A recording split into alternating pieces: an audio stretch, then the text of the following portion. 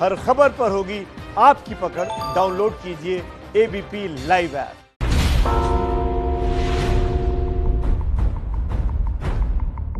नमस्कार, मैं अनुराग मुस्कान घंटी बजाओ शो में आपका स्वागत करता हूं।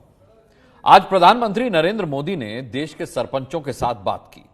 कहा, किसान कोरोना के संकट काल में भी अपने देश को अन्न की कमी से दूर रखने के लिए अपनी जी जान से जुटे हुए हैं। लेकिन फिर क्यों सरकारों को ही गेहूं बेचना किसान के लिए नाको चने चबाने जैसा हो जाता है? देखिए, हम और आप काम करते हैं, हमारी आपकी सैलरी बैंक के खाते में तय वक्त पर आ जाती है। हमारी आपकी तरह किसान भी काम करता है, लेकिन उसकी मेहनत की कमाई इतनी आसानी से उसके पास नहीं पहुंचती। सरकारें कोरोना संकट काल में तमाम कोशिश कर रही हैं, लेकिन सिस्टम में खामी रह जाती है, जिसे आज की रिपोर्ट के जरिए हम सामने ला रहे हैं। सरकारें ये रिपोर्ट देखें और खामियों को दूर करके किसान हित को पूरा करें। गेहूं कटाई का सीजन चल रहा है और इस बीच में सरकार के तमाम वायदे दावे हैं। सरकारी खरीद केंद्रों पर गेहूं खरीद नहीं हो पा रही है और मजबूरन किसान अपना गेहूं व्यापारियों को बेचने को विवश हो गया है। इतनी प्रक्रिया, इतना घुमा दिया जाता है, इतना उलझा दिया जाता है कि किसान मतलब क्रय केंद्र पर जाने की हिम्मत ही नहीं, जरूरत नहीं करता है। सर हम कितने चक्कर सर लगाए यहाँ से भाड़े पे सर सब लेकर जाते हैं ट्राली वगैरह, और वहाँ से फिर वापस लेकर आते हैं, उसको भाड़ा देना पड़ता है ना सर।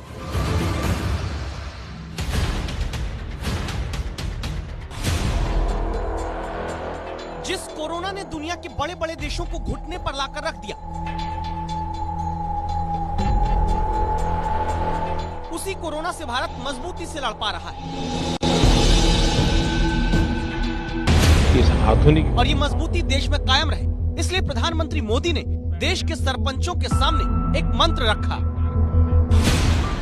इस कोरोना संकट से हमने अनुभव में पाया है कि अब हमें आत्मनिर्भर बनना ही पड़ेगा। बिना आत्मनिर्भर बने ऐसे संकटों को झेल पाना भी मुश्किल हो जाए। लेकिन क्या देश को आत्मनिर्भर बनाने वाला किसान परेशान है? देश को आत्मनिर्भर बनाने में सबसे बड़ी ताकत देश के किसान है। ये बात प्रधानमंत्री मोदी भी मानते हैं। कोरोना से नागरिकों को बचाने के लिए भले रैपिड टेस्ट किट समेत कुछ दूसरे संसाधन दूसरे देशों से लेने पड़ रहे हैं, लेकिन अन्न के एक एक दाने के लिए भारत आत्मनिर्भर है, क्योंकि देश का किसान मजबूती से कोरोना के संकट काल में भी देश के लिए खड़ा रहा। निस्वार्थ भावना से पूरे देश का पेट पालता है। ये किसान और पशुपालक साथी ही हैं जिन्होंने पूरे लॉकडाउन के कारण देश को जरूरी अनाज, सब्जी, दूध, फल इसकी कमी नहीं होने दी। मैं उनके इस हौसले की भूरी भूरी प्रशंसा करता हूं। तो फिर क्यों सरकारों को गेहूं बेचना नाको चने चबाने जैसा हो जाता है? ये थ्रेसर मशीन है, इसे आज आप सरकारी व्यवस्था मान लीजिए। उत्तर प्रदेश में सरकारी सिस्टम का दावा है कि ऐसे इंतजाम गेहूं खरीदने के कर दिए हैं कि जैसे थ्रेसर में एक तरफ गेहूं की बाली डालो और दूसरी तरफ गेहूं के दाने निकल आते हैं।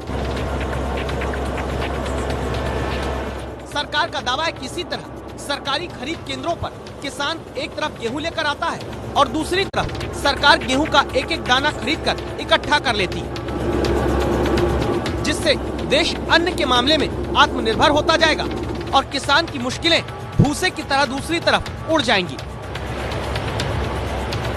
लेकिन किसान के हाथ में क्या फायदे वाली कमाई का दाना आ रहा है?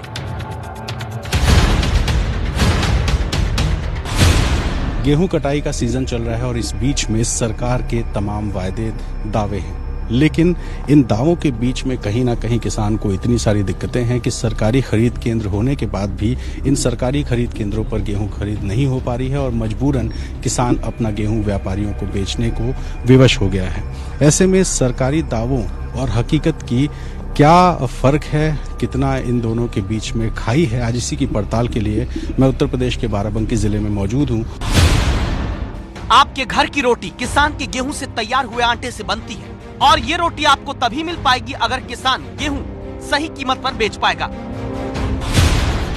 15 अप्रैल से उत्तर प्रदेश समेत देश के कई राज्यों में किसानों से गेहूं खरीदने का काम शुरू हुआ। सरकार किसानों से 1925 रुपए प्रति क्विंटल की दर से गेहूं खरीदना शुरू कर चुकी है, लेकिन आरोप है कि सिस्टम में इतने पेच हैं कि काफी किसान गेहूं बेच ही नहीं पा रहे। नियम बना है कि किसान को पहले ऑनलाइन रजिस्ट्रेशन कराना होगा। ऑनलाइन रजिस्ट्रेशन में 2 पेज का फॉर्म भरना होगा।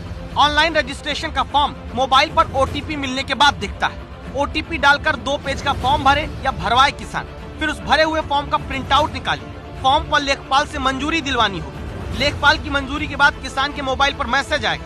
मैसेज में गेहूं बेचने का किसान को टोकन नंबर मिलेगा। टोकन नंबर के साथ क्रय केंद्र पर जाने की तारीख फिर आएगी। क्रय केंद्र पर फिर कागज का मिलान किसान को कराना होगा।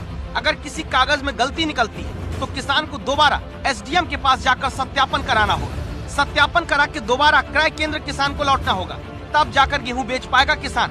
इतनी प्रक्रिया सुनकर आप पहला वाला नंबर तो भूल ही गए होंगे, लेकिन देश के लगभग हर राज्य में इसी तरह अभी किसान को जूझना पड़ रहा है, जिसके कारण जन सेवा केंद्र जहां गेहूं बेचने से पहले रजिस्ट्रेशन की पहली सीढ़ी किसान को चढ़नी होती है, वहीं दावा है कि 2/3 किसान कम पहुंच रहे हैं। इसका जो है डिटेल भर के से पूरा अपलोड कर देंगे और उसको एक स्लिप निकाल के दे देते हैं। फिर वो जो है अपना जाके लेखपाल वगैरह से वेरीफाई कराएंगे। उसके बाद टोकन प्राप्त करेंगे जहाँ क्रय करना है उनको, तो बस उसके बाद अपना जब वो बताएंगे। तो इस बार आप मतलब किसान कम आ रहे हैं? जी बहुत कम है। रजिस्ट्रेशन सत्यापन की दौड़भाग करके किसान जब सरकारी क्रय केंद्र पहुंच भी जाता है तो आरोप है कि किसान की मुसीबतें छनकर अलग नहीं हो रही। बाराबंकी के सरकारी क्रय केंद्र में सोहन लाल का 50 क्विंटल गेहूं तौलवा तो लिया गया, लेकिन खरीदा नहीं गया, क्योंकि सोहन लाल के एक कागज में उर्फ सोने लाल भी लिखा दिख गया।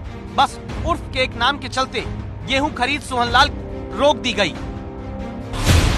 किसानों को पेपरबाजी में कितनी बड़ी दिक्कत आती है, अगर ये समझना हो तो सोहन लाल के ये पेपर्स देखिए। सोहन लाल वो किसान हैं जो अपना गेहूं बेचने सरकारी क्रय केंद्र पर आए, लेकिन उनका पेपर नहीं बन पा रहा है। उसकी वजह ये है कि जो अलग अलग डॉक्यूमेंट्स हैं उन डॉक्यूमेंट्स में एक तकनीकी पेच है। मैं आपको दिखाता हूँ। ये है खाद्य रसद विभाग की तरफ से बनाया गया पेपर, जिसमें पंजीकरण कराया गया, जिसमें नाम सोहन लाल है। बाकी जो दस्तावेज हैं उनमें भी इनका नाम जो है वो सोहन लाल ही लिखा हुआ है, लेकिन यहाँ आप देखिए इनका नाम है सोहन लाल पुत्र रामस्वरूप। बाकी जो डॉक्यूमेंट्स हैं हर जगह वो सोहन लाल ही हैं, लेकिन ये आधार कार्ड है इसमें भी ये सोहन लाल है। लेकिन यही सोहन लाल जब राजस्व विभाग जाते हैं तो यहाँ सोहन लाल उर्फ सोने लाल लिखा हुआ है। पिता का नाम भी सेम है, लेकिन उर्फ लगने की वजह से यहाँ पर ये मान्य नहीं है और यही वजह है कि फिलहाल प्रमाणित नहीं हो पाया है और सोहन लाल अपना गेहूं अभी तक नहीं बेच पाए हैं। ऐसे ही दस्तावेज में मात्रा के हेरफेर से सरकारी खरीद केंद्र पर राम गोपाल नाम के किसान का गेहूं भी अटक गया। इसमें स्पेस नहीं दिया हुआ है, इन्होंने स्पेस दिला दिया, इसलिए ऑनलाइन नहीं हो पा रही है। ये सत्यापन मांग रहा है। ये राम गोपाल लिखा है, राम गोपाल, ये राम गोपाल लिखा हुआ है। ये देखो इसमें मिला के लिखा हुआ है, इसमें स्पेस दे दीजिएगा, इसलिए अच्छा मतलब ये राम गोपाल जो है बिना स्पेस के है और यहाँ पे राम गोपाल में स्पेस आ गया है, इसलिए नहीं लेगा। भाई यही दिक्कत आ रही है। ये इतनी छोटी छोटी दिक्कतें हैं, जबकि पिता का नाम सेम है, गांव सेम है, पता सेम है, लेकिन एक स्पेस की वजह से सत्यापन नहीं हो पा रहा है। तो सवाल उठता है, क्या सिस्टम में ऐसा कोई रास्ता नहीं निकल सकता जिससे किसान बिना परेशान हुए अपना गेहूं बेच सके? उत्तर प्रदेश के कृषि मंत्री कहते हैं सोशल डिस्टेंसिंग का पालन हो सके और एक साथ वहां पर किसानों की भीड़ न इकट्ठा हो, इसके लिए व्यवस्था बनाई गई है। तो इस प्रक्रिया में 2-3 दिन का वक्त लगते हैं, लेकिन जिन लोगों को इशू कर दिए गए हैं टोकन, उनकी खरीदारी हो रही है। ये बात सच है कि खरीदारी सरकार करा रही है, लेकिन सरकारी खरीद केंद्रों पर आरोप है सत्यापन के नाम पर किसान को दौड़ाते हैं, किसान के गेहूं में कमी निकाल कर लौटाते हैं, किसान से गेहूं उतरवाने तौलवाने के नाम पर उगाही करते हैं, किसान को नंबर आने पर भी कई दिन तौलवाने में लगवा देते हैं। ये 100 रुपए मांग रहे थे, 20 रुपए मानकता के हिसाब से हैं, लेबर के उतराई और चलने के वो हम देने के लिए तैयार हैं।